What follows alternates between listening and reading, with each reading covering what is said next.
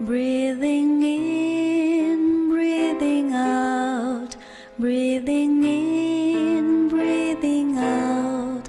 I am blooming as a flower, I am fresh as the dew, I am solid as a mountain, I am firm as the earth, I am free. Breathing in, breathing out, breathing in, breathing out. I am water reflecting what is real, what is true. And I feel the space deep inside of me. I am free, I am free, I am free.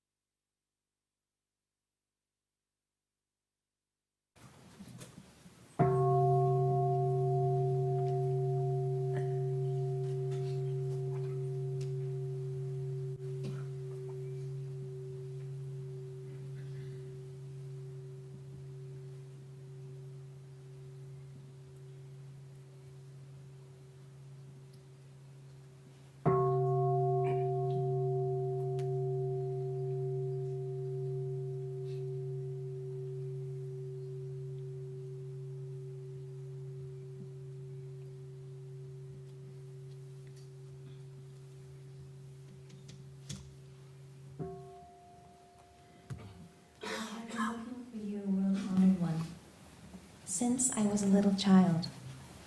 With my first breath, I heard your call and began to look for you, Blessed One. I've walked so many perilous paths, confronted so many dangers, endured despair, fear, hopes, and memories. I've trekked to the farthest regions, immense and wild, sailed the vast oceans, traversed the highest summits, lost among the clouds. I've lain dead, utterly alone, on the sands of ancient deserts. I've held in my heart so many tears of stone. Blessed One, I've dreamed of drinking dewdrops that sparkle with the light of far-off galaxies. I've left footprints on celestial mountains and screamed from the depths of a VC hell, exhausted, crazed with despair, because I was so hungry, so thirsty. For millions of lifetimes I've longed to see you, but didn't know where to look. Yet I've always felt your presence with a mysterious certainty. I know that for thousands of lifetimes, you and I have been one, and the distance between us is only a flash of thought. Just yesterday, while walking alone, I saw the old path strewn with autumn leaves and the brilliant moon hanging over the gate. Suddenly appeared like the image of an old friend, and all the stars confirmed that you were there. All night, the rain of compassion continued to fall, while lightning flashed through my window and a great storm arose, as if the earth and sky were in a battle. Finally in me, the rain stopped, the clouds parted. The moon returned, shining peacefully, calming earth and sky. Looking into the mirror of the moon, suddenly I saw myself, and I saw you, smiling, Blessed One. How strange. The moon of freedom has returned to me, everything I thought I had lost. From that moment on, and in each moment that followed, I saw that nothing had gone. There is nothing that should be restored. Every flower, every stone, and every leaf recognize me.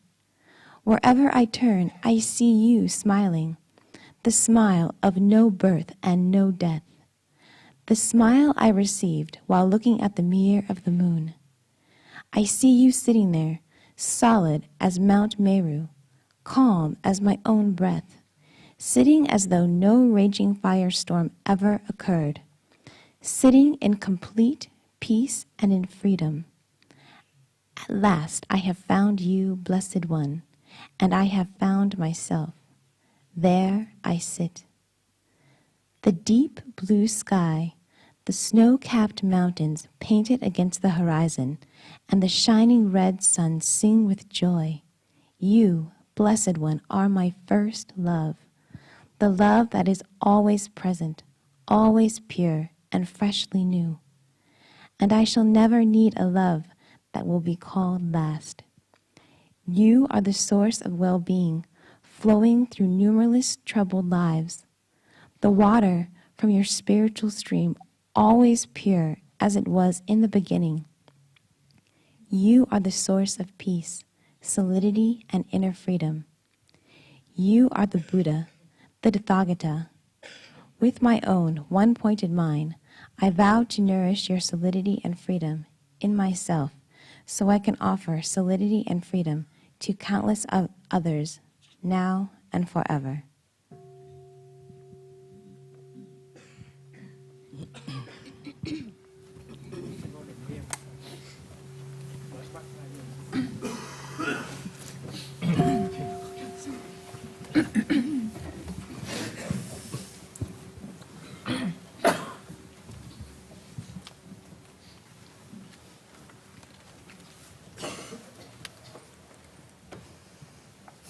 Con đã đi tìm Thế Tôn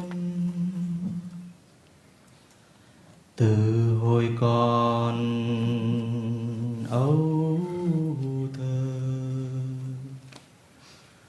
Con đã nghe tiếng gọi của Thế Tôn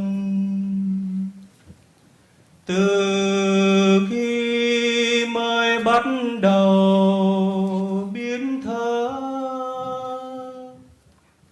Con đã duỗi rong vạn nẻo đời hiểm trở, đã từng đau khắc khoái với trăm thương ngàn nhớ trên bước đường Hanh. Con đã đi tìm Thế Tôn trong tận cùng hoang dã, ngoài mênh mông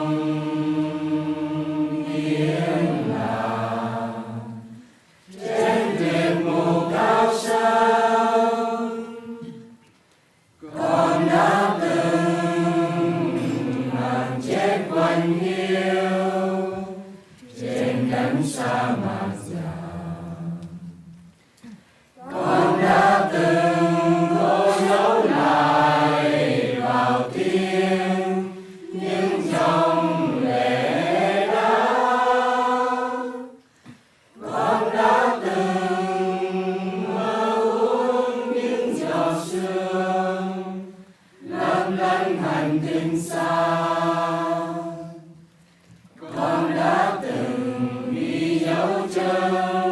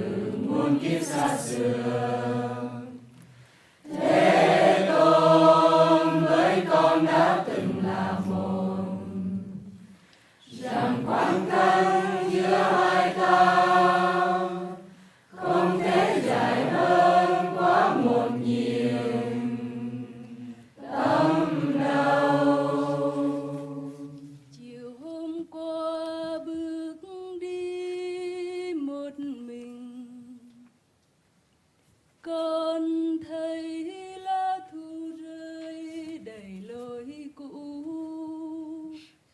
và vầng trăng treo trước ngõ đã xuất hiện bất thần như bóng hình người cũ. Rồi tình đâu xôn xao báo tin là Thế Tôn đang có mặt nơi này.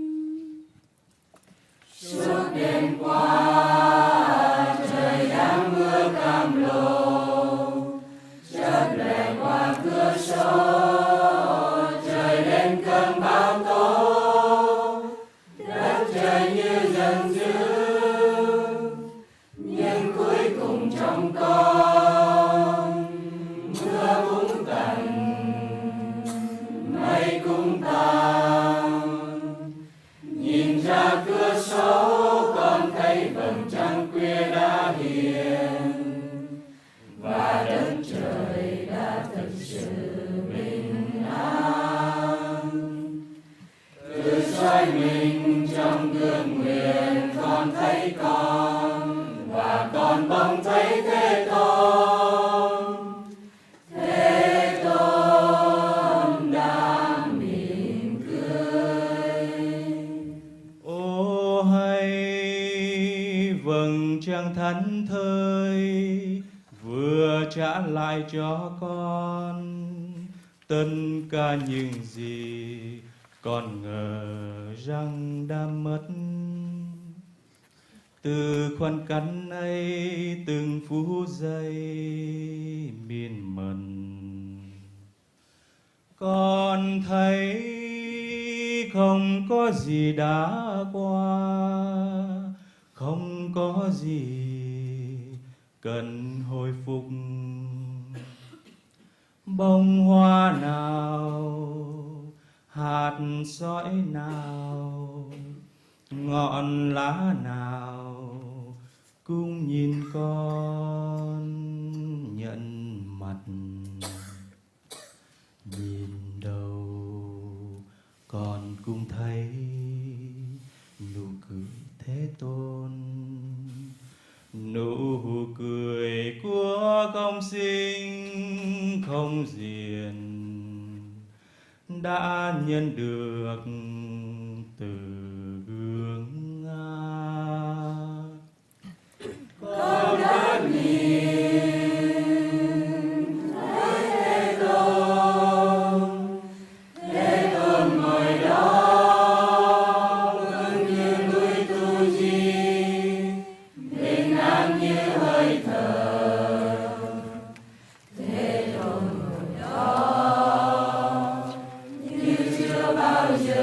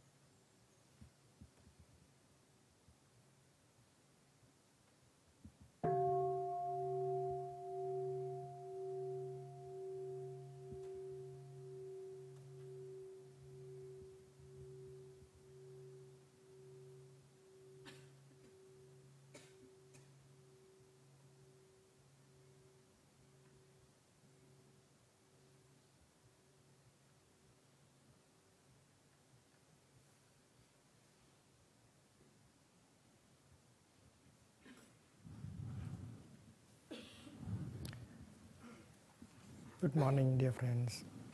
Today is June the 18th, in the year 2006, and we are in Apam Hamlet of Plum Village in our 21-day retreat, The Breath of the Buddha. For those of you who read Chinese, there is a revised version of both sutras that will be available. While doing the work of translation, I was able to detect the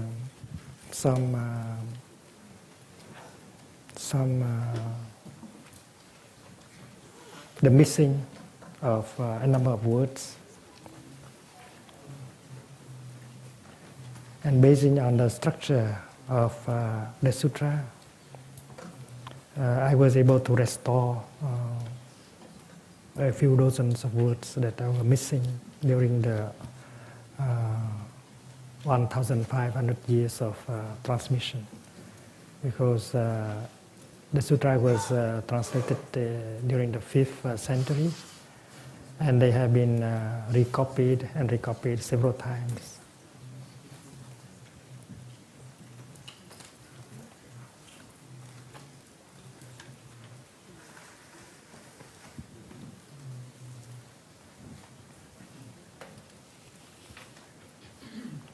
The Buddha was an excellent Sangha builder. And the Sangha could be considered to be a masterpiece of the Buddha. You might be motivated to do like Buddha, to build a Sangha. It takes a lot of heart, a lot of energy, a lot of love in order to build a Sangha.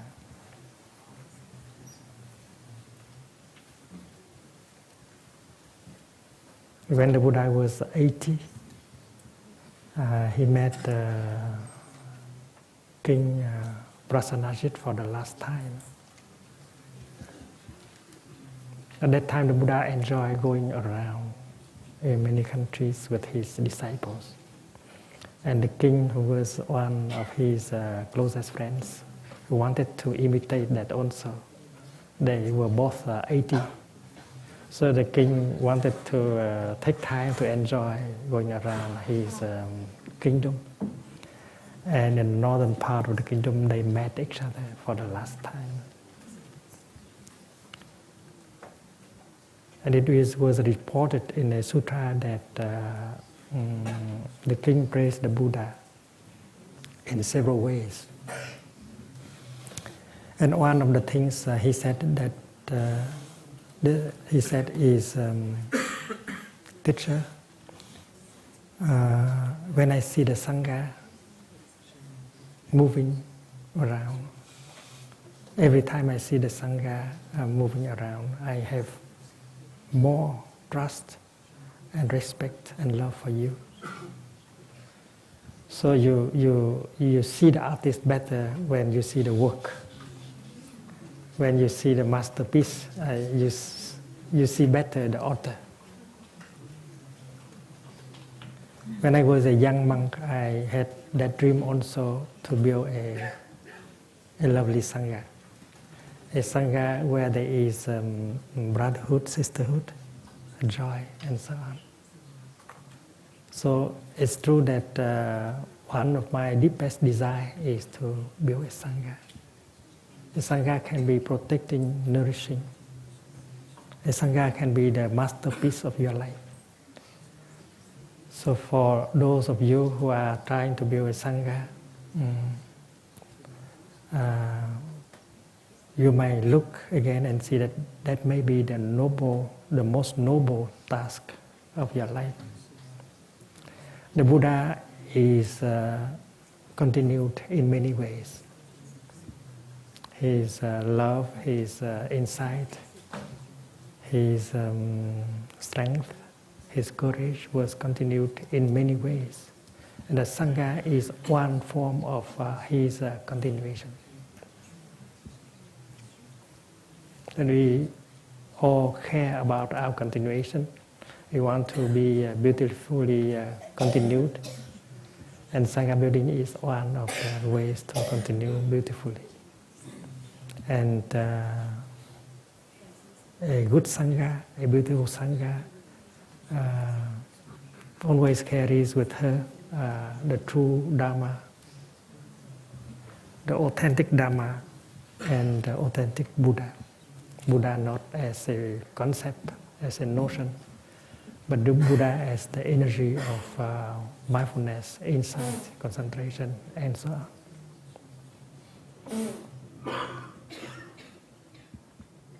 In Buddhism, we speak of the fourfold Sangha: lay monastic, male monastic, female monastics,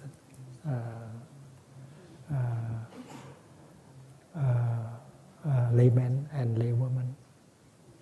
And it's possible that the fourfold Sangha can learn and profit from each other. The original idea of Sangha is based on the 6 harmonies, 6 kind of concords. And the first element is living together. Living together in one place. And that's why many of our lay friends have been thinking about lay residential sanghas. Many individuals live together. Many single people live together. Many families regroup and live together. So, thân hòa đồng trú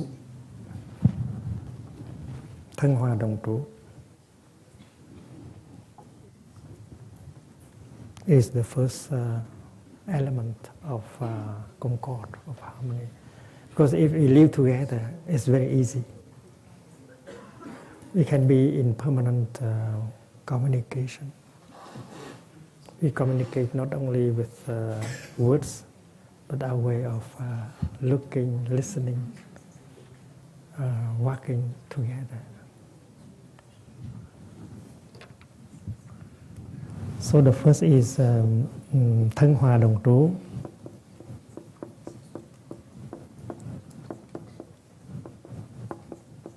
We stay together in one place.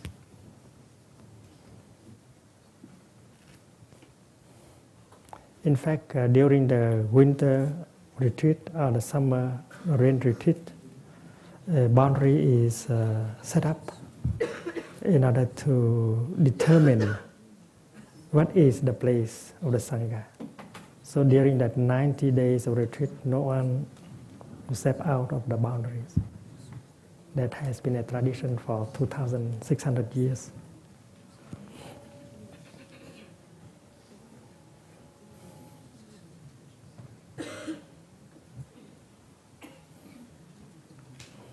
And if you have something to do outside, you should get the permission of the Sangha in order to go. You go not as individuals, but you go as a representative of the Sangha. Sure. So when they touch you, they touch the Sangha. What you say, what you do is what the Sangha say and does at the same time. And that is the spirit.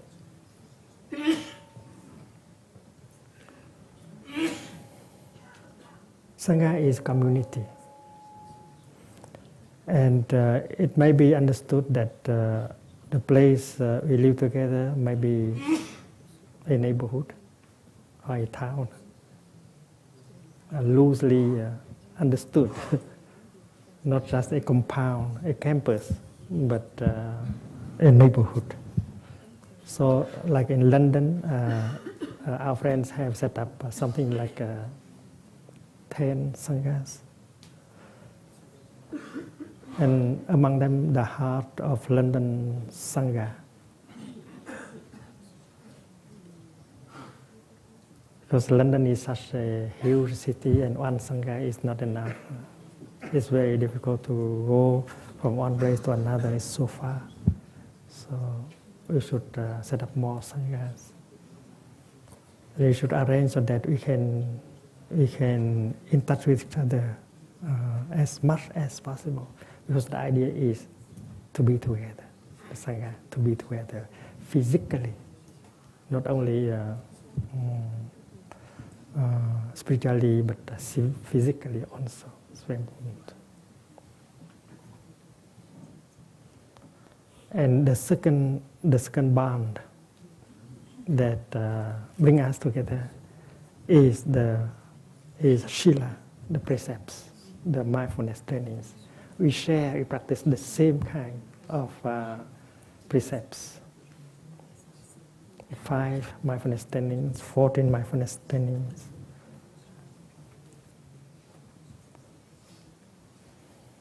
The monastics have their 10 trainings, the 250 trainings, 380 trainings. So that is about Shila, giới.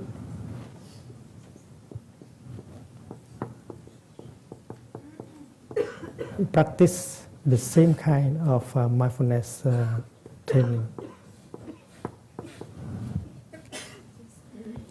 Giới hòa đồng tu. So the mindfulness training is our language. We speak to each other with our language of the precepts. When you walk, when you cook, when you garden, you all try to protect lives, and that is our language. And when you practice protecting life like that, that is a means of communication. And your younger brothers, your younger sisters see you do that, and then they learn to do that. It's not just by talking that you can communicate, by living your life.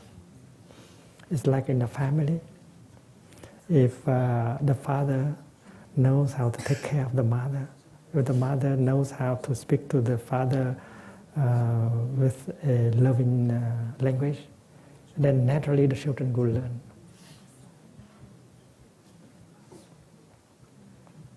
They learn just by looking, by observing.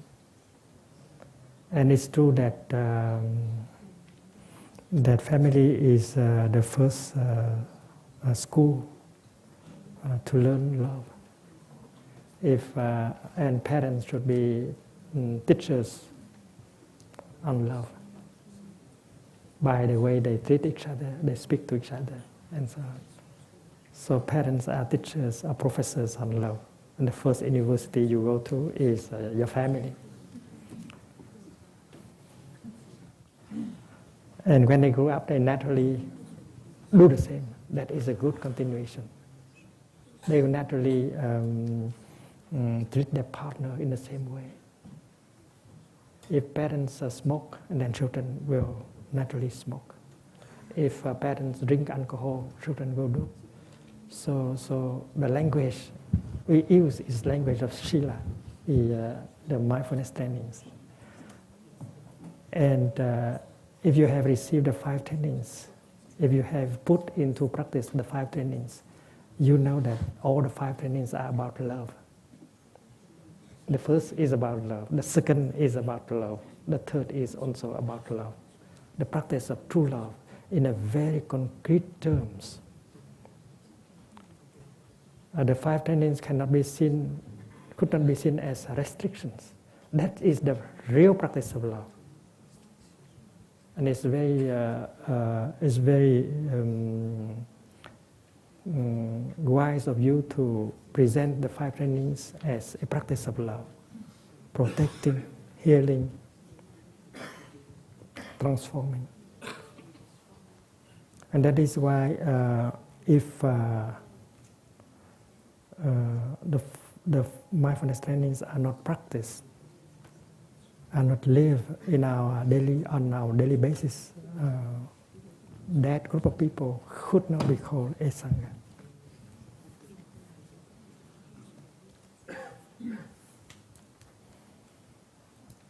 When I first came to the West, I visited a number of communities, and I saw that they practice very hard, sitting and having retreats and practice very hard. But as far as Srila is concerned, I don't see it as the ground of practice. That is why many scandals happened in the community, Zen centers and so on. There is alcoholism, there is sex, there is things like that. And the relationship between teacher and disciples is not very clear. There's a lot of scandals. And by holding retreats and establishing Plum Village, we have had an influence on the situation.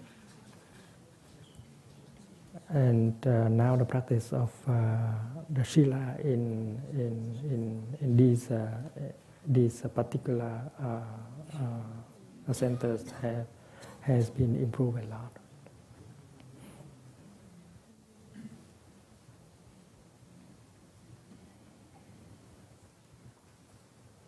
So we are together, not because we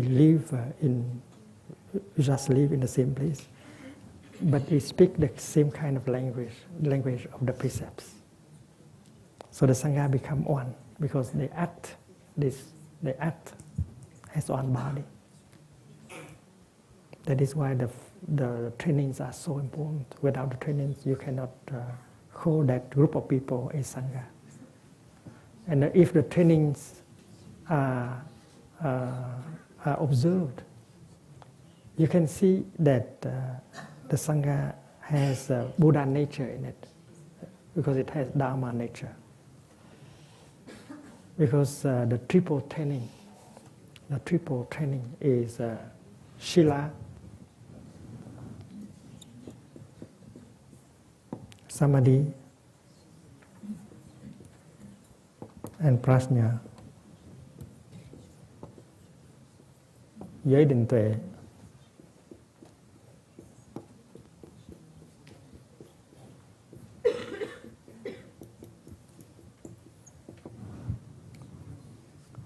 And in Plum Village, we have made it clear that Shila, mindfulness training, is equal to Smriti.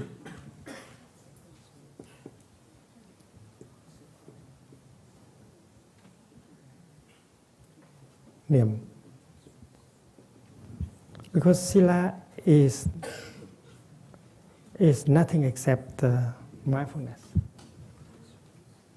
Because you are mindful, that is why you don't do that. You only do this. And that is why the mindfulness training as presented in Plum Village is presented in such a way that help people to see that is a practice of mindfulness, aware of the suffering caused by the killing in the world. I am determined not to kill and to try my best in order to protect life. And that is the practice of mindfulness. It begins by the word aware of the suffering caused by the killing. So it is very clear that mindfulness trainings are just mindfulness. And the word training is taken from shiksha,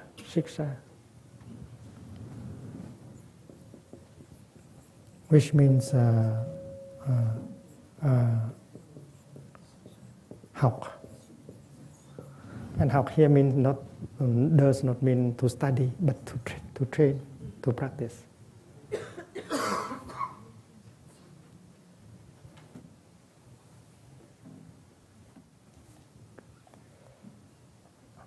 In French, entraînement, to train. This is a practice, not just learning. So the three shiksha is mindfulness, concentration, insight. Sometimes that mindfulness training, concentration, insight. The triple training, that is the heart of the Buddhist tradition.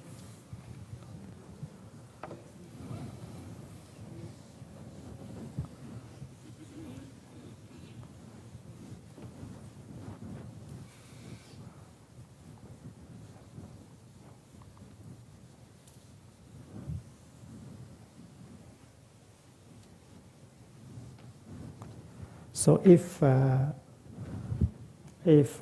Sila become the backbone of the Sangha, and the Sangha is a true Sangha that carries the living Buddha and the living Dharma. That is why when you look at the group of people, and if you see that the mindfulness trainings are honored, are observed, you know that this is a real Sangha, authentic Sangha, chân tăng, a true Sangha.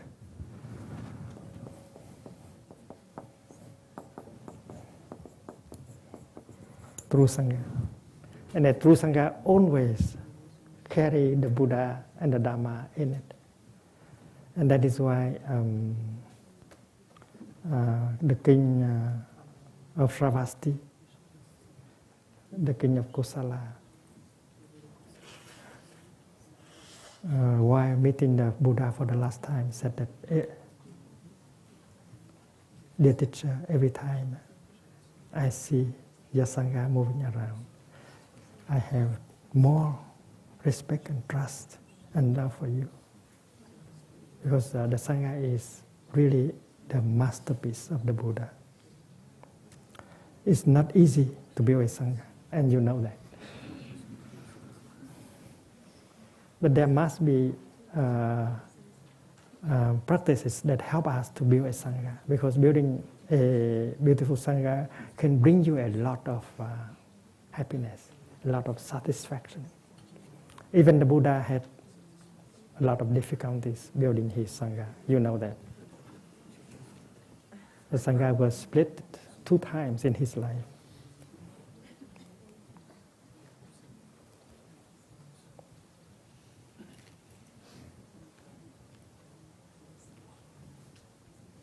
And when there's difficulties within your Sangha, you should say that, well, who am I to do better than the Buddha? The Buddha did have his difficulties.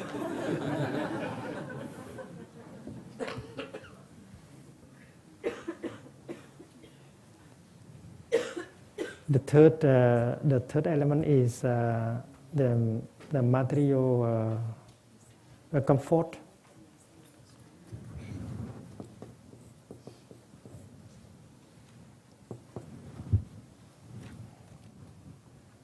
The facilities, like a house, like a bath, toilet,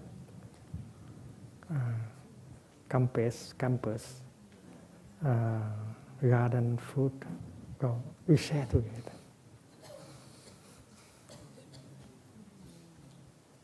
And that is why we should think of Sangha as a community where people share. The tractor belongs to everyone. The car belongs to everyone. The money in the bank belongs to everyone, not to one person. And the telephone, the computer also belong to the Sangha and not to individuals. You know that in Plum Village, the monastics do not have a private bank account. No one of us has. And no one of us has a private car, private telephone. We do use computers. We do have our email address.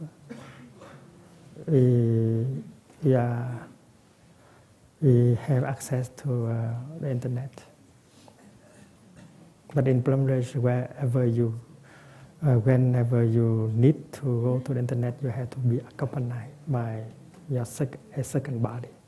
You never go to the internet alone. That is part of the Shila. Even if you go to the internet to get a Dhamma talk, you have to go with another brother or sister if you are a sister. It's like you go to the supermarket, you never go alone. And that is the kind of practice that help protect you, and not to limit your freedom, but to help you to retain your freedom, because you risk losing your freedom if you get caught. There are many dangerous areas in the internet, and as parents we are worried about our children, and we don't know what to do. But in Plum Village we do like that. You cannot go to the internet alone. That's not because people do not want you to have freedom, but people want you to retain your freedom. If you are addicted to something, like opium, like drugs, like alcohol, you lose your freedom. So it's not because of the fact that we do not want them to have freedom, but we want to help them to retain the freedom they have.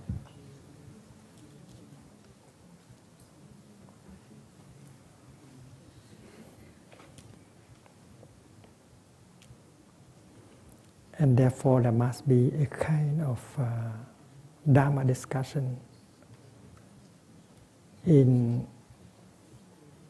the family, among members of the family.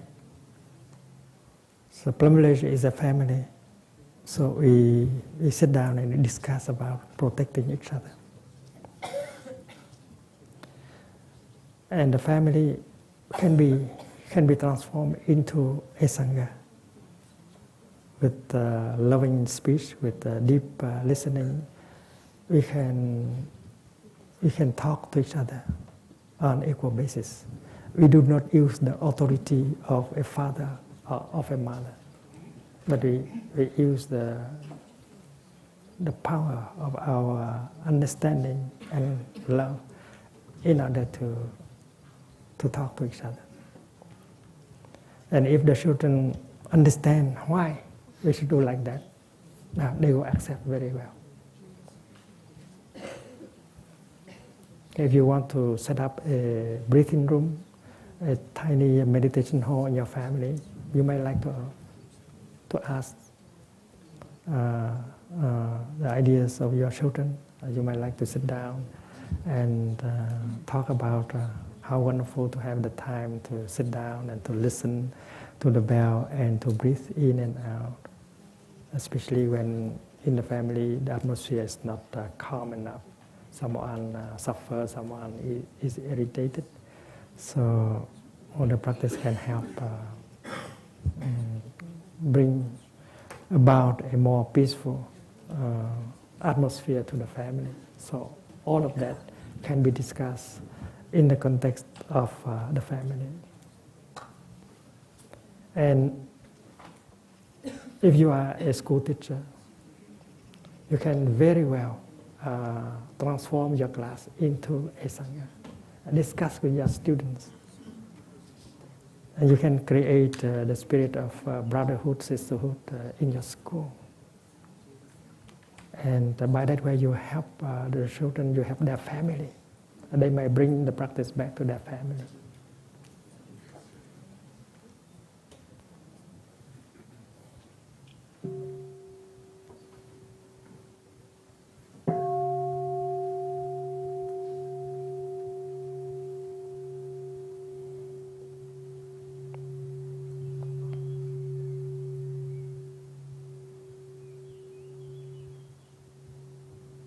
Henry Kikung is a Dharma teacher of Plum Village.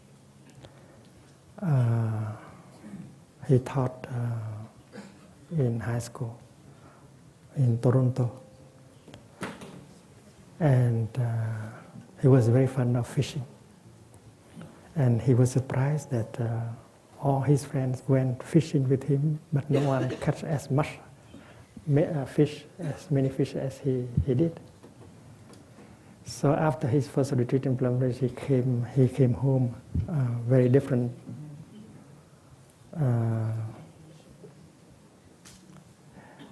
He walked into the class mindfully, quite different from before. And he went to the blackboard and he erased the things in a mindful way.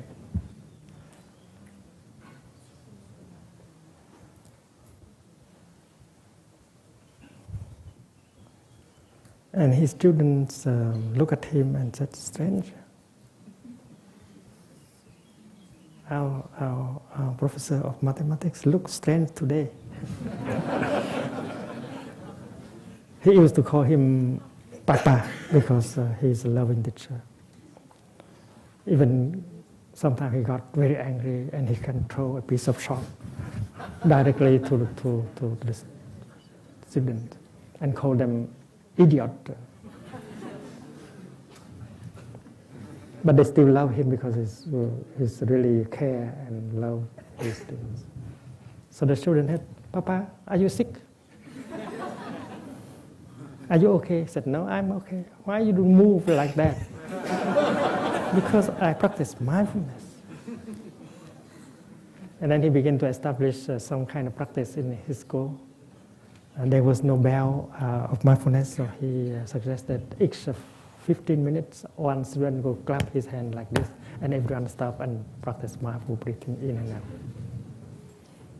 So he began to transform his class into a Sangha.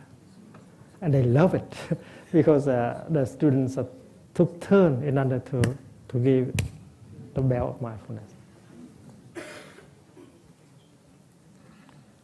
And the whole class made progress very quickly on the path of studies that surprised many other classes. So very soon, the whole school adopted the same kind of practice. And then when Henry wanted to retire, they asked him to stay on for a number of years.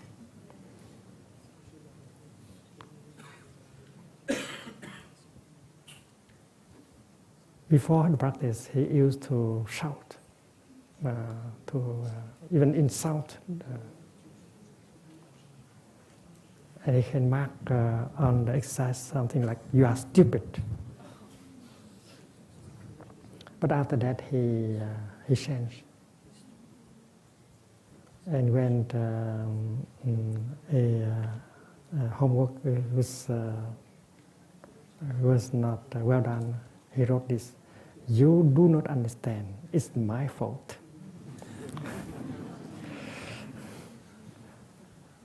So a deep transformation took place. And he was able to bring it into his class and his family.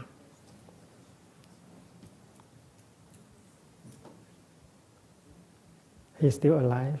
And if you belong to the Sangha of Toronto, you know him, of course. He came back for several other retreats. He took the 14 mindfulness trainings, and finally he became a Dharma teacher. So you may like to transform your school, your class, into a Sangha.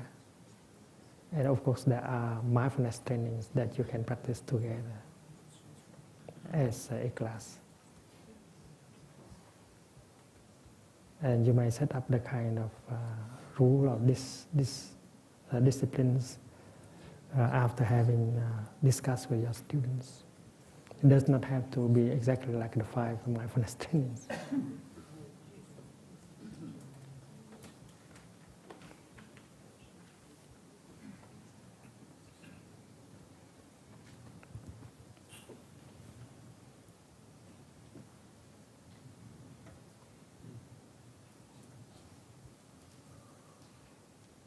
The root temple during my 40 years of absence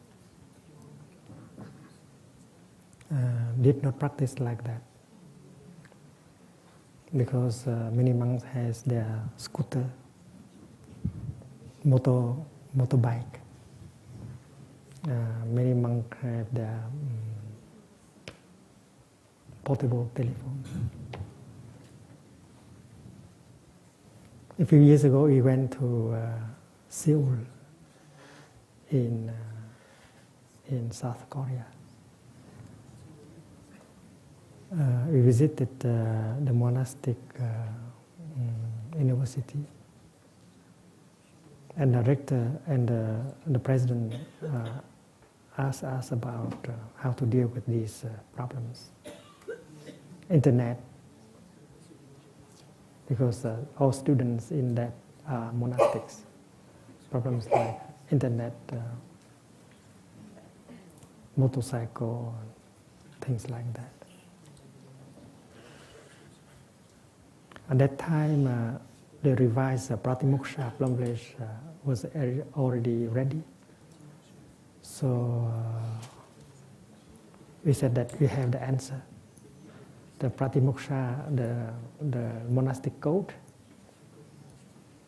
was ready in English, because we have worked on that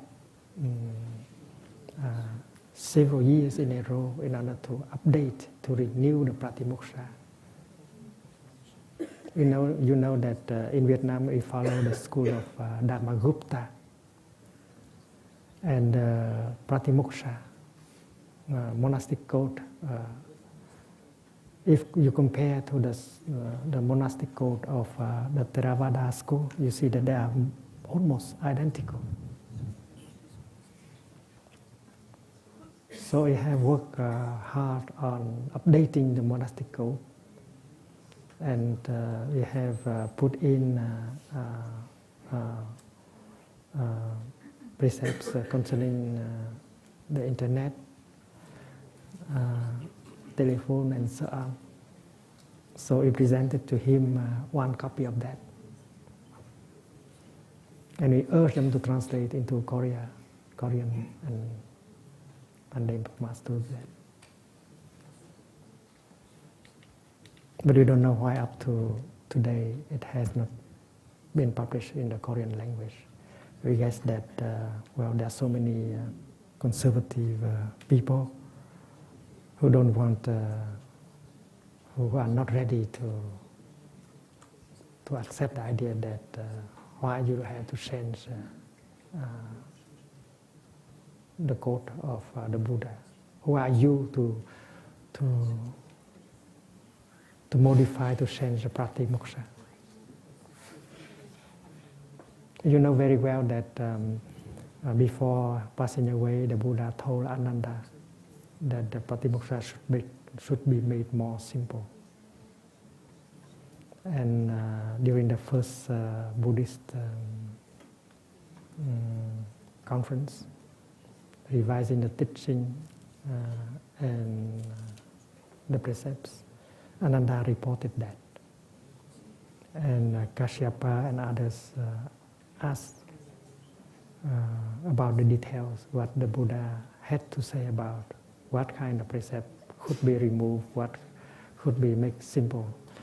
And then Ananda said, well, the Lord was so tired, so I did not ask. And that is why they let it be like that for 2,500 years.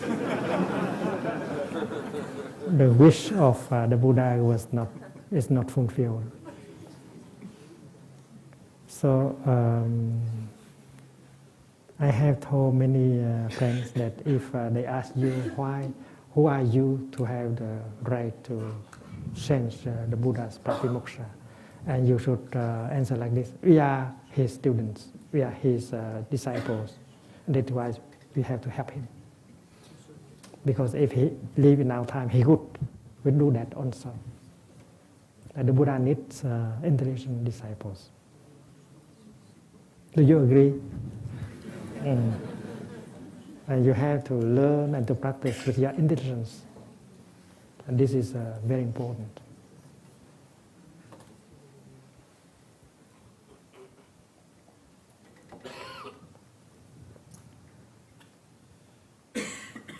So there are many kinds of comforts in today's life. And the monastics and the lay practitioners might be caught in them and lose their practice. And that is why we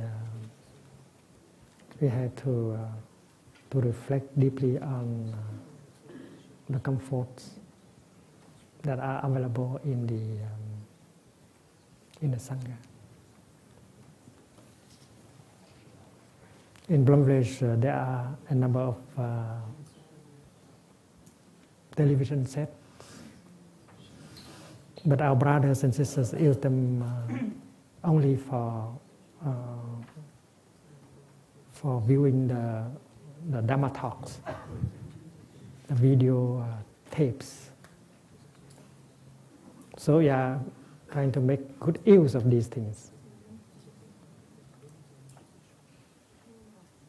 And you know, telephone meditation. There is a telephone, but you should use the telephone only to practice loving speech. Before you touch the telephone in order to compose the number, you are invited to practice breathing in and out mindfully with egata, to calm yourself down and to make the vow that the words you are going to say will have the power to restore communication, to help the other person before you dial the number. And if you hear your telephone ringing, you should not run away to the phone. You have to preserve your dignity. You have to stay where you are, and you practice mindful breathing and using the telephone sound like the bell of mindfulness. Because every time the telephone rings, it causes a little bit of vibration in yourself. Who is calling? Good news or bad news? So you are not very peaceful. In order to deal with that, you stay where you are and you practice mindful breathing. Listen. This telephone sound brings me back to my true home. You enjoy breathing. And if the other person really has something important to tell you, she could wait at least after the second or the third ring. And then continue your breathing, and you go to the telephone like a free person with all your dignity. And if both of you are mindful and smiling, and then the quality of the conversation must be good. Imagine everyone in New York City practice telephone meditation. It will be a much lovelier place to live in.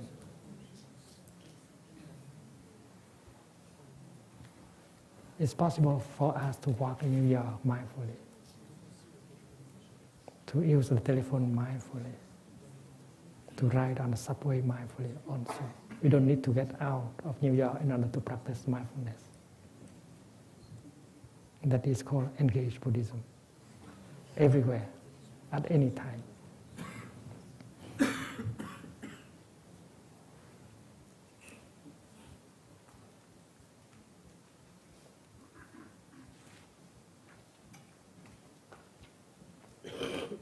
The brother in the upper hamlet do not have enough money to build a larger meditation hall. We enjoy very much the meditation hall in the lower hamlet, and we want to have something like that up here with the brothers.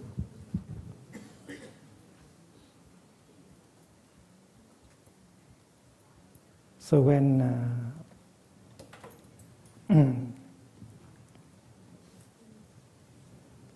Dr. Modi proposed to make a film of from the book Opai Cloud, a number of us said maybe we have some money from that. We can sell the right of the book in order to get some money to build a meditation hall in the upper hamlet. But when we meet the team, we know that we should not take any cent of. We want to offer white cloud as a gift to the new generation who needs so much to hear, to receive the message of the Buddha. So it was a big surprise that the film team hear that we don't want to take any money. We want to help, and our request is only that the producer, the screenwriter, and the actors have the time to practice mindful walking, mindful sitting, listen deeply in order to have some real substance of the Buddha within, so that when they act, something true can be expressed. And they agree. And because we did not take any money, that is why we are in a very good position to help the film go in the direction we want to go. If we got something like $5 million, we know that that may be very dangerous to Bangladesh. Because money can be dangerous also. It's like a weapon. And we are still very happy not having the big meditation hall, but we can breathe and smile and waiting for another occasion, because the film can be a Dhamma talk to many people today. That is a kind of investment. And we see it as an offering made to the Buddha and to the future generations, because our time need very much to hear and to see the message of the Buddha. So we, as some members of Sangha, we should be able to enjoy the comfort afforded by the Sangha.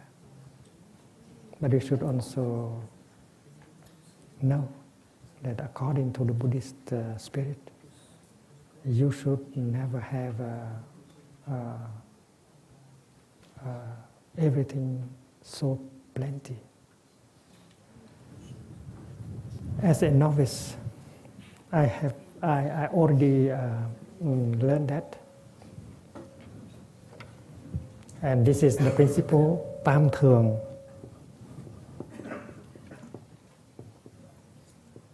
Tam thường bất túc.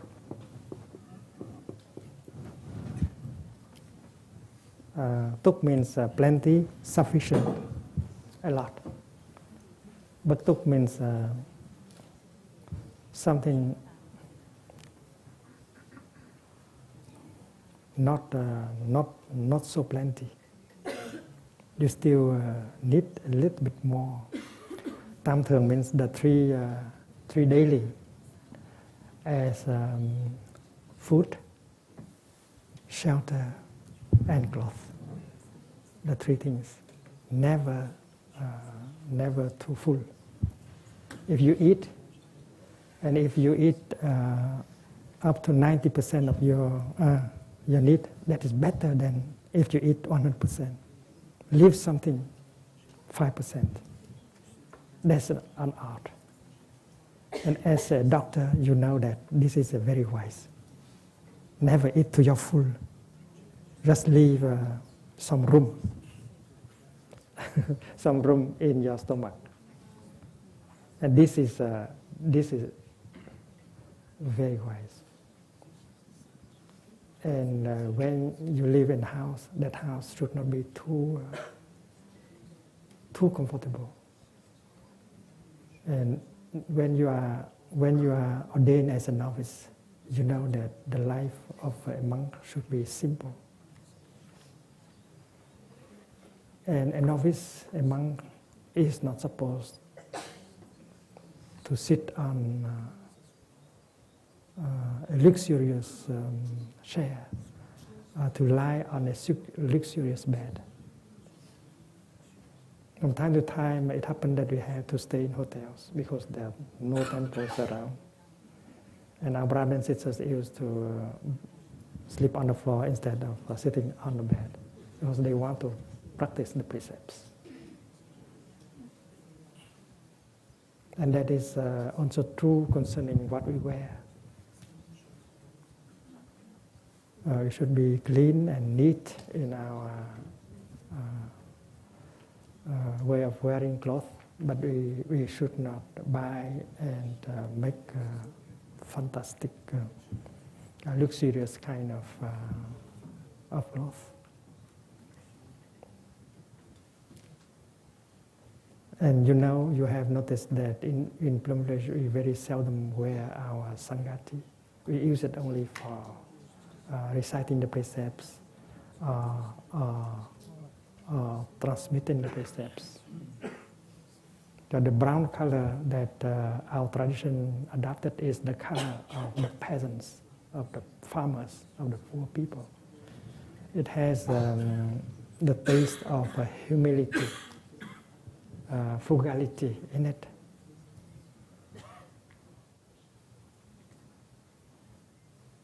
In Europe, maybe the equivalent to the brown may be the blue, because workers they wear a blue. So we adopted this color because in Vietnam, the peasants, the farmers, they wear this. One of the advantages is that they did not have soap. And this color will not reveal so much dirt.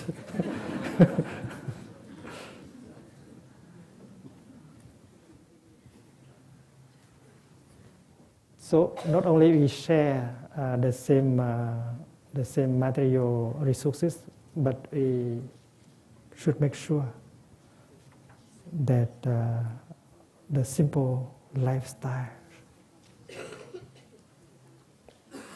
should be maintained. This is very important. If you are thinking of a sangha, even a lay residential sangha, think of that. You have to live more simply than the people out there.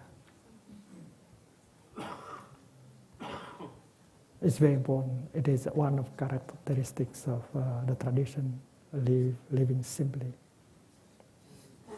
And when you live simply, you don't have to work too hard. You don't have to get a very big salary. A small salary is enough. And you have more time to practice, to build a sangha, to take care, and to help. It's very important. Although it is material, but it is very important.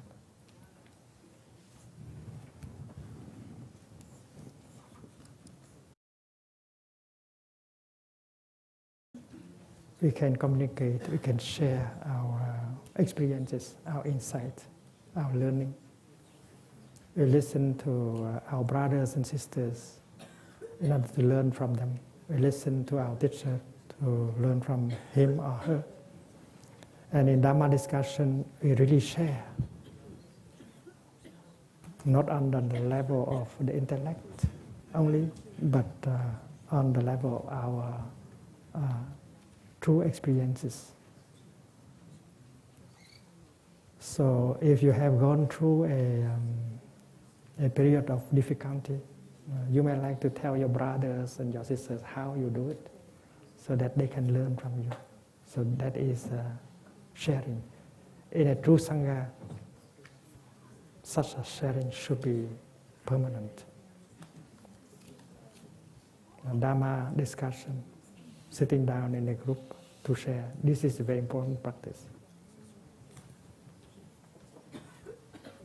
Not only you share about your suffering and how you overcome it, but you also share your happiness and how you got it and how you keep it.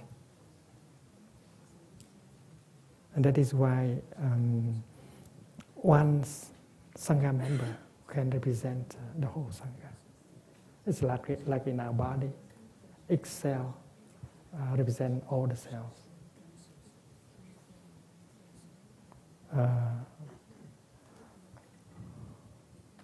The genetical heritage we get is in every cell. And that is why cloning is possible.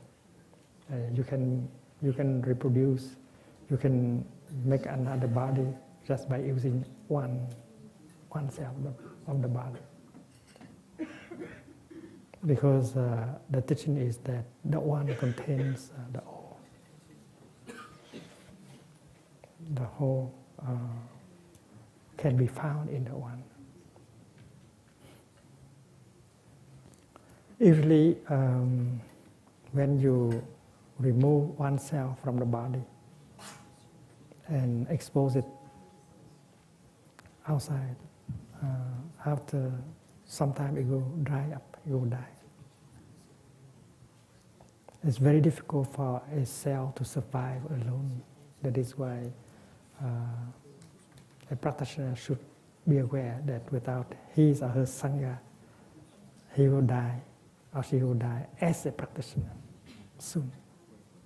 That is why if you go somewhere, you should carry the Sangha with you, inside of you.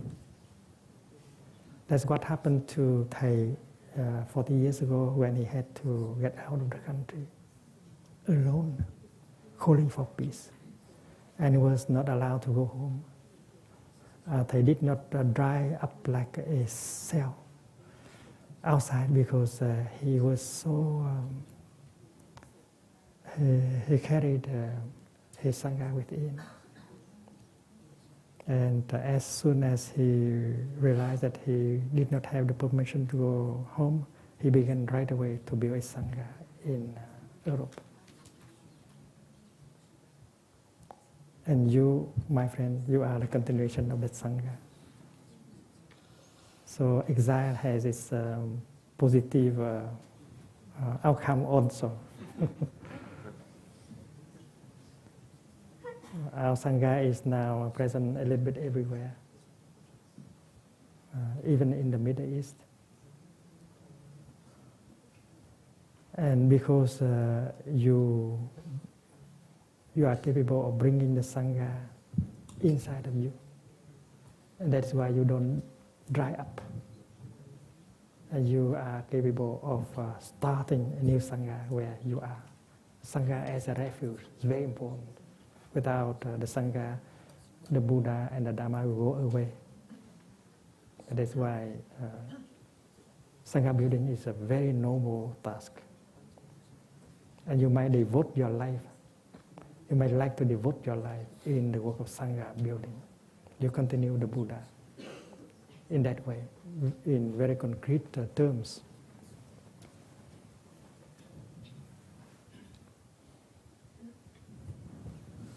And then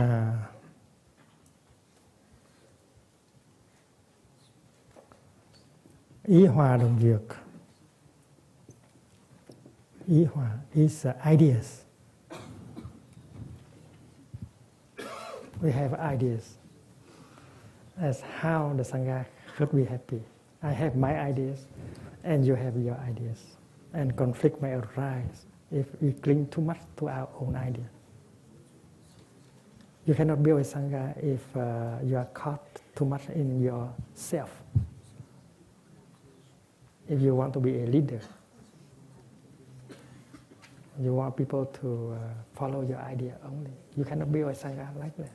You have to listen to each member of the Sangha in order to know their need, their suffering. And the Sangha, the work of Sangha building is based on that kind of mutual understanding. So we come together in order to exchange our view, our idea, to come to a collective view. And based on that collective view, you build the Sangha. So if you have had difficulties in Sangha building, maybe that is because in the Sangha there are two strong personalities who want us to follow his or her idea only. And the Buddha did have the capacity to listen to his disciples. And Sangha builders like Shariputra, Moggallana, Ananda, well, they are very crucial,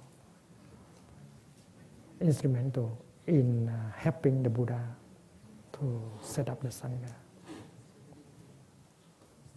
No matter from what background you come from, the Sangha is harmonious. It's like all the rivers, when they come to the ocean, they become one.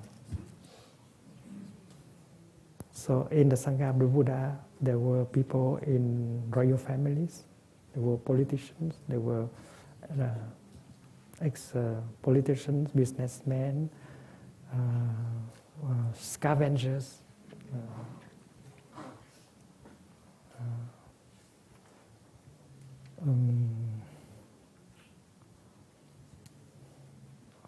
the people who had been slaves before and were accepted into the holy community, and they are completely equal in the community. A bandit, a serious killer like Angulimala, who after having been accepted by the Sangha became a good element of the Sangha. And King Prasenajit had tried to find him and kill, and now has to bow to him because he has become a member of the Sangha. I think in the film we should tell the story of Angulimala, the terrorist, and how the Buddha converted a terrorist.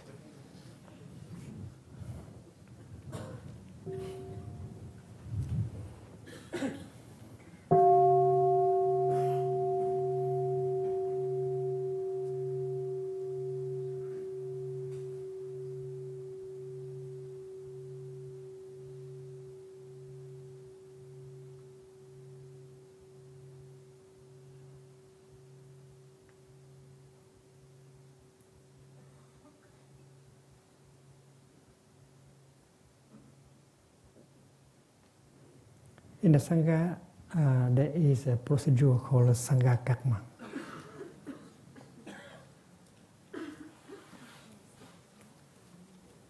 In order to reach an agreement, we may use that procedure, Sangha Karma, after the Sangha.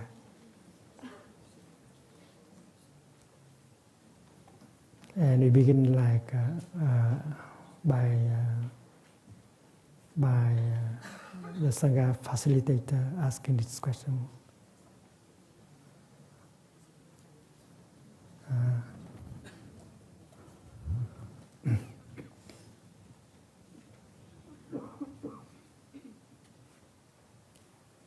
Is the Sangha is the Sangha summoned? Is the Sangha present? The whole Sangha has what is the gather. The Sangha is the Sangha gather tăng tập phổ.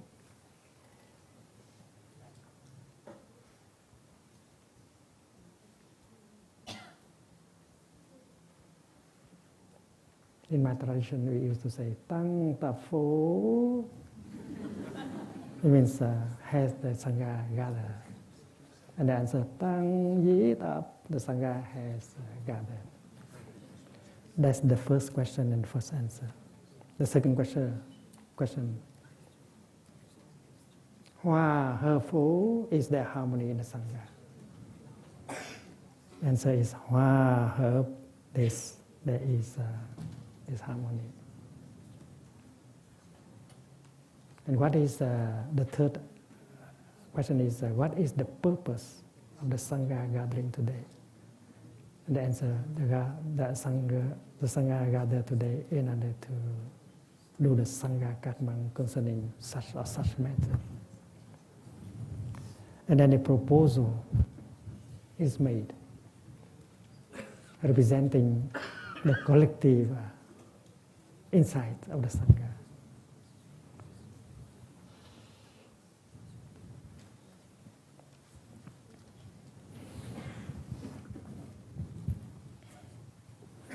Has the entire community assembled? Yes, the entire community has assembled. Is there harmony in the community? Yes, there is harmony. Why has the community assembled today? The community has assembled to perform the Sangha karma of transmitting the 14 mindfulness trainings and so on. And then the proposal is made, reflecting the collective thinking. And after having read the proposals, the Sangha convener will ask, that is the proposal. Dear Sangha, is that proposal clear and complete enough? And then the answer, yes, it's clear and complete enough. And then he will proceed with asking this question. Those of you in the Sangha who agree with the proposal should remain silent. Those of you who do not agree, this is time for you to speak up. This is the first time of asking. And you leave 1 minute of silence. And then after that period of silence, the Sangha convener will ask the next question. Those of you who agree with the proposal, please remain silent. Those of you who do not agree, please speak up. This is the second time of asking. And there will be a period of silence. And he asked for the third time. And after 3 periods of silence, he said that the Sangha has remained silent during the 3 times of asking. That means that this proposal has been accepted by the Sangha. Thank you. And that is the Sangha karma procedure.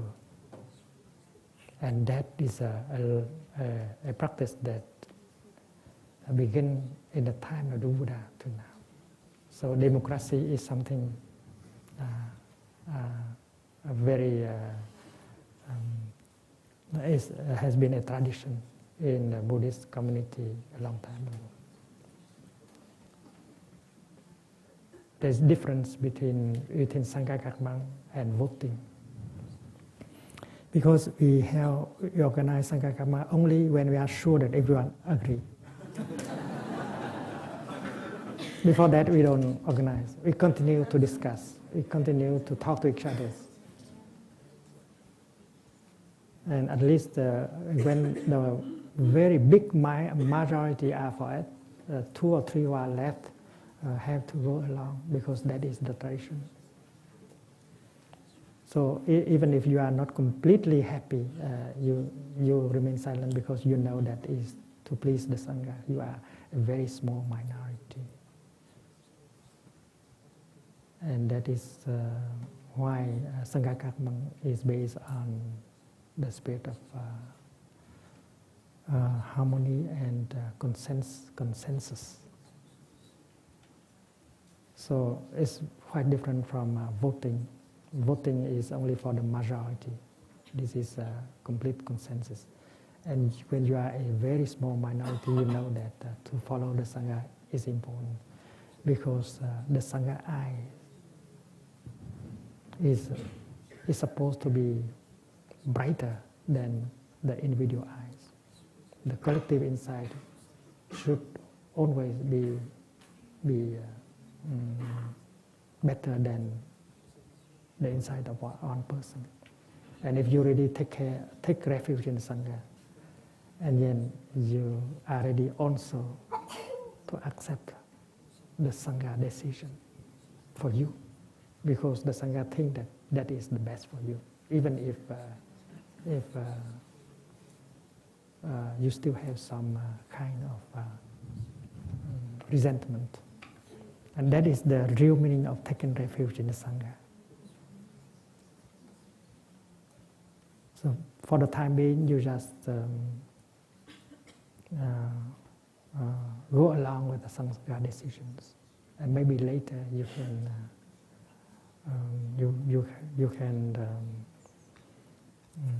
you may have chances in order to make another proposal for another discussion. So peace is possible because of this practice of sharing together.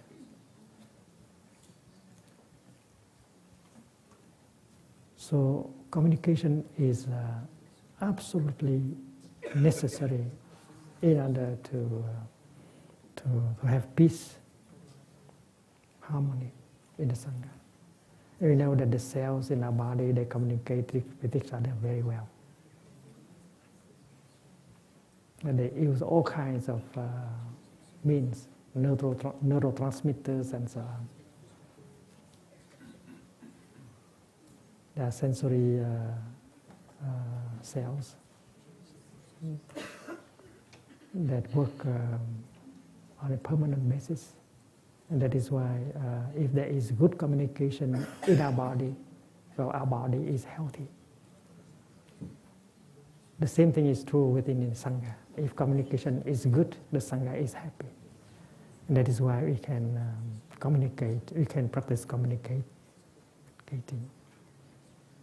And we do not just communicate with our speech, but our daily life, our way of practicing the precepts and so on. When we hear the bell, we come home to ourselves and enjoy mindful breathing. And suddenly we become one. That is a form of communication. You might be talented and you might like to serve the Sangha with your talents. But you should not lose yourself in your work, because communication may become difficult between you and other members of the Sangha. So integration is that. Yesterday we spoke about integration and differentiation. Differentiation is good, but if without integration, you lose yourself, even if you have a lot of talent. So to be with the Sangha while eating, while walking, while sitting, while working is very important, because these moments are moments of communication, even if you don't communicate with the word.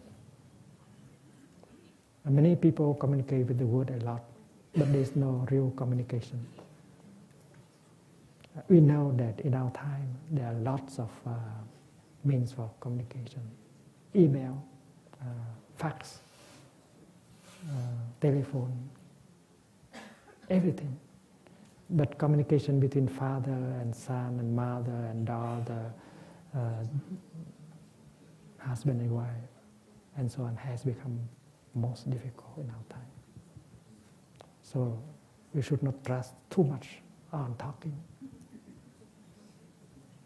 We have other means to communicate, and living together, sharing together is a very wonderful way to communicate, and that is the foundation of the harmony and the happiness in the Sangha.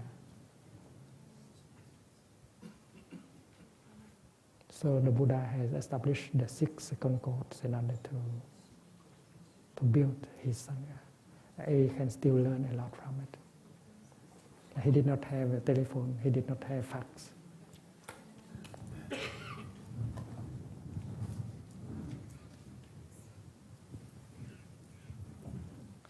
And the last one, but not the least one, is khẩu hòa.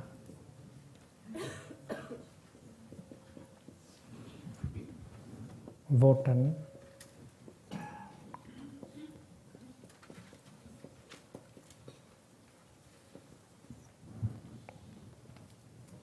That loving speech and deep listening. The fourth mindfulness training. You listen and you use loving speech.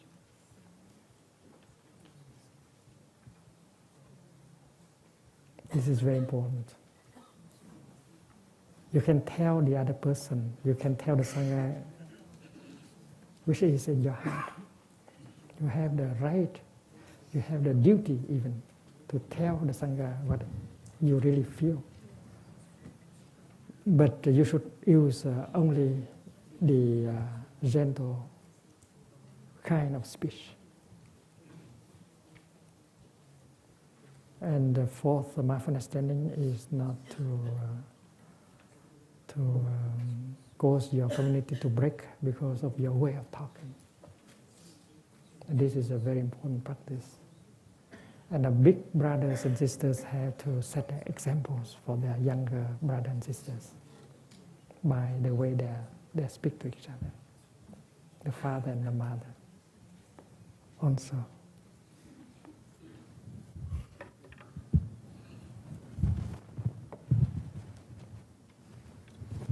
When I was in India, I had the opportunity to meet with Mr. Narayan, who was vice chairperson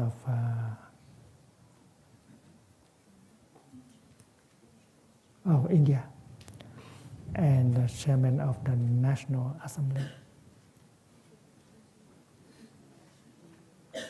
And we discussed a little bit on this, on the life of the Parliament, about deep listening and loving speech. So I proposed to him that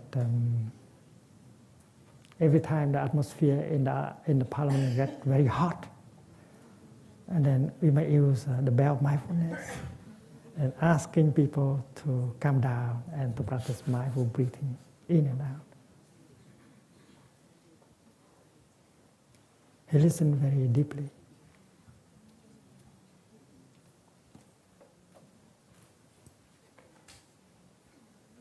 The first thing I told him is that, thank you, Mr.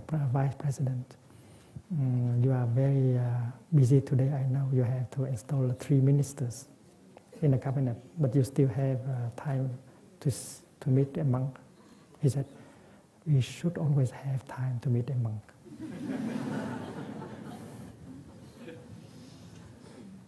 And I proposed to him that beginning each session of the Parliament, we can make a kind of meditation, reading like this, something like this. Dear colleagues in the National Assembly, we have been elected by our people in order to share with each other our experiences and our insight.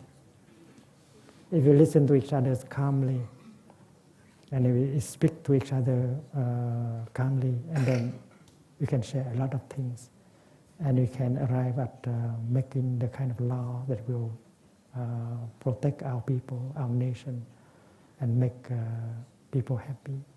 So let us practice loving speech and deep listening during this session, this kind of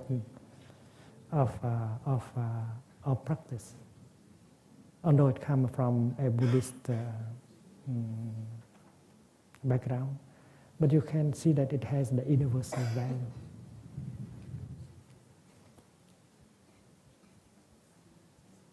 We have seen sessions in the Parliament that are very, it's like a storm, and people may hit each other, and they may use a chair in order to. That happens.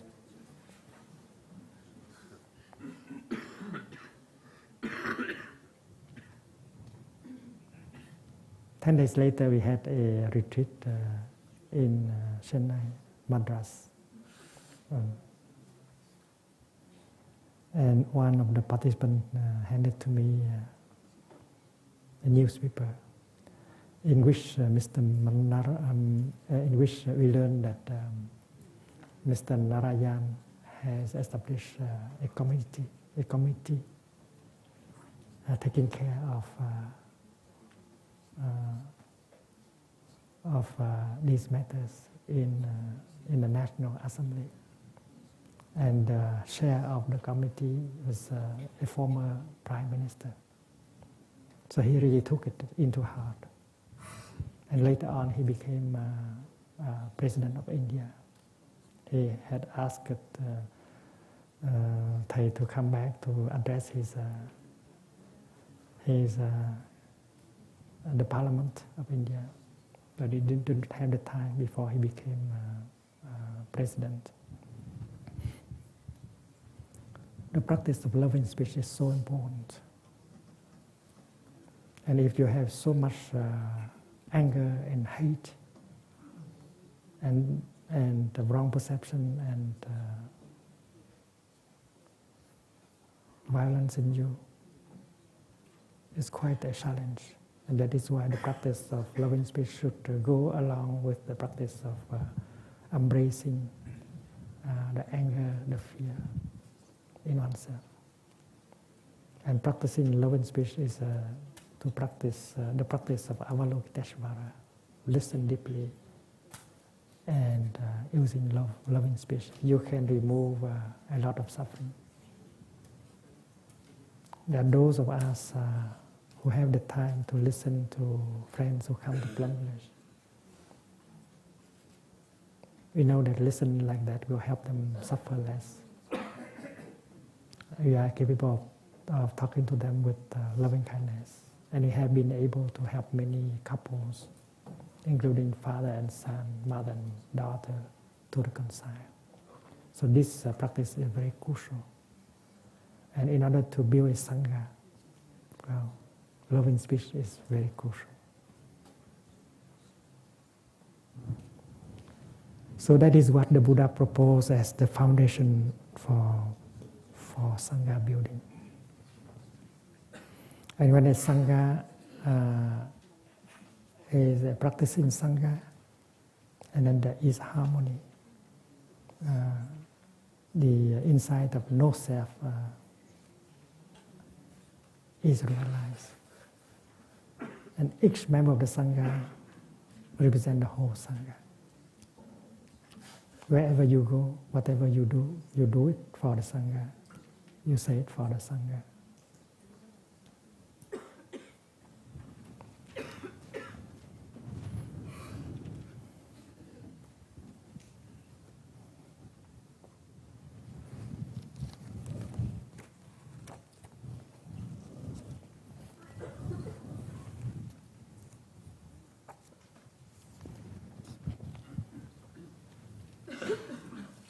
In 1989, we had a retreat for psychotherapists in Colorado.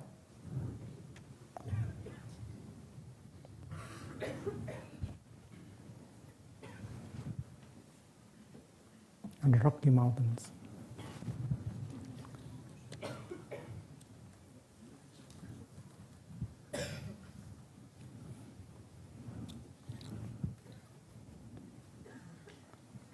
And responding to Free's Pearl's statement, you are you, and I am me. And if by chance we meet, that's wonderful. If not, it could not be helped. So I responded like this by a poem, you are me, and I am you. Isn't it obvious that we interact? You cultivate the flower in yourself, so that I will be beautiful. And I transform the garbage in myself, so you won't have to suffer. I support you, you support me. I am this world to offer you peace, and you are in this world to bring me joy. That is to apply the insight of non-self in Sangha building. Those of us who still have some difficulty with the expression no-self, please remember that no self is not the ultimate, absolute truth, because the Buddha has said that the raft is not the shore. You have to handle my teaching, the Buddha said, with skillfulness. So non-self is is an instrument for Sangha building, for healing.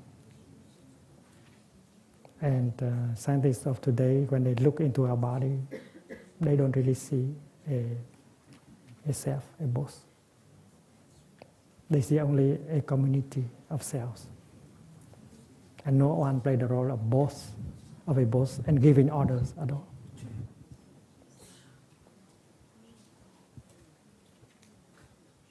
And when we look at our body, we see that it is a real community, a community of trillions of billions of cells, and not just human cells. There are many, many non-human cells in our body. And biologists of our time have told us that the number of non-human cells in us are much more numerous than the human cells, maybe 10 times. Think of the mucus in our nose and the population of bacteria in our mouth. The population of the bacteria in our mouth is larger than the population of France.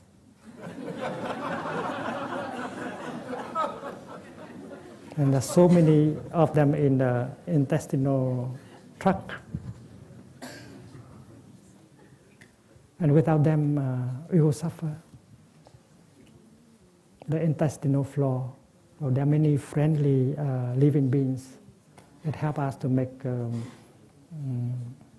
things that are crucial to our nourishment and healing. Vitamin B and so on. So when we look at our body, we have to see that we are a community moving around like that, not a self. And non-human cells are also very helpful. If we look into the nucleus of the cell, we see the mitochondria. They are transmitted to us by our mother. They are considered to be the powerhouse. Without them, we cannot lift our hand. ATP, the power generated, that we can make use, is from them. It's not us.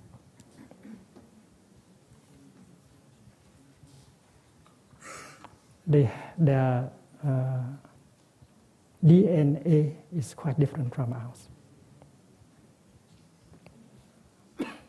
They are with us as symbiotes. And that is why looking deeply as a scientist, you can very see the nature of no-self. And that is why in the realm of psychotherapy, the insight no-self can really help. And that is for our friends who are therapists to explore. And first of all, we have to remember that anyway, no-self should be considered to be an instrument.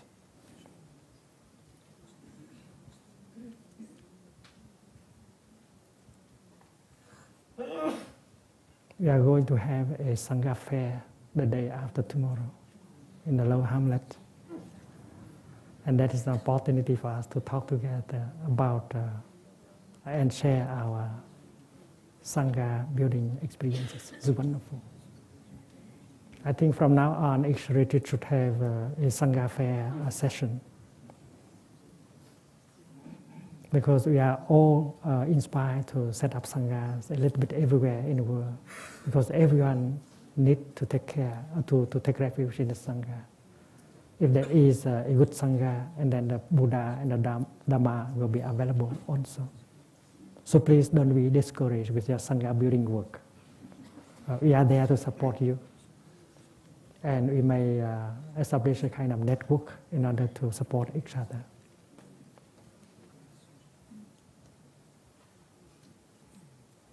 Today after breakfast, we shall do walking meditation to a temple nearby at the foot of the hill called Nhat, down the mountain. Thầy Pháp Sơn is the abbot of that temple. We have a chance to visit the temple. This new meditation hall. We shall have a picnic lunch on the grass.